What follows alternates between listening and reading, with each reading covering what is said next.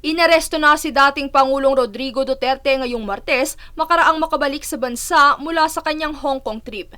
Ito ay matapos kumpirmahin ng Malacanang ayon sa statement na inilabas ng Presidential Communications Office na nakatanggap ang Interpol Manila nitong madaling araw ng Martes ng kopya ng arrest warrant mula sa International Criminal Court o ICC.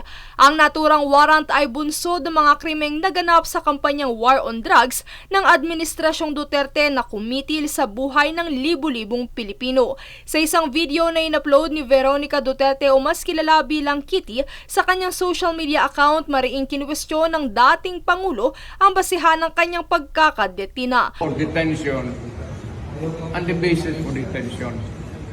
So, what is the law and what is the crime that I committed?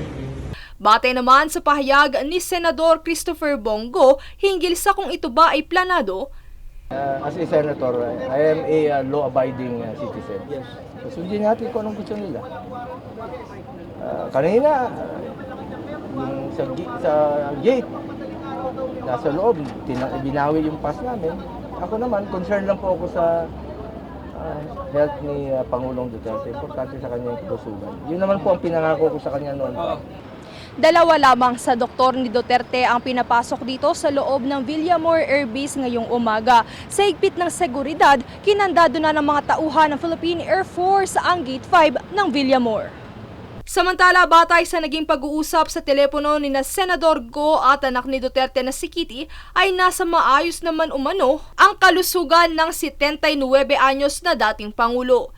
Samantala sa panig naman ni dating senador at muling tumatakbong senador na si Gregorio Gringo Honasan, sinabi nitong double standard ang pagkakaaresto kay Duterte.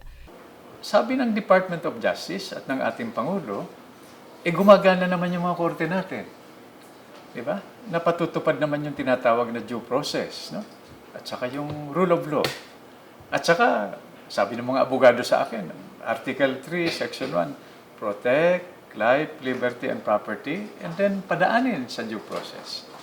Kung hindi natin kayang magpataw ng hustisya sa isang dating Pangulo, paano tayo magpapairal ng hustisya sa pangkaraniwang Pilipino? Yun ang inaalala ko.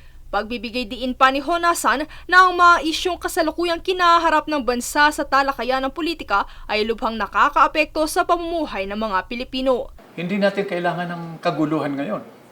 Dahil nagiging unpredictable tayo eh. Yung mga mangangalakal, foreign investors, yung mga negosyante natin, ang gusto nila yung pagpapatuloy ng magagandang programa, continuity, predictability.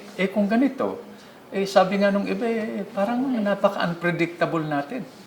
Sa kabilang banda, batay sa ICC, bagamat nagkabisa ang pag-alis ng Pilipinas sa naturang korte noong 17 ng Marso taong 2019, ang jurisdiksyon nito sa mga di umano'y krimen na naganap sa teritoryo ng Pilipinas, habang ito ay miyembro pa mula ikaunang araw ng Nobyembre taong 2011 hanggang 16 ng Marso taong 2019, ay nananatiling epektibo. Dagdag pa rito ayon kay Attorney Cristina Conti, Assistant to Counsel ng ICC, na kapag ang isang individual ay sinilbihan ng isang warrant of arrest ng naturang korte, siya ay kailangang isuko sa law enforcement officer ng isang miyembrong estado at agad na ipapadala sa Hague, Netherlands. Sa kasalukuyan, nasa kustudiya na ng Philippine National Police Criminal Investigation and Detection Group ang dating Pangulo, habang mahigpit naman ang pagpatupad ng seguridad sa labas ng Villamor kung saan ilang puwersa ng kapulisan, gayon din ang mga ambulansya ang nakaantabay dito. Princess Castro nag-uulat para sa Golden Nation Network.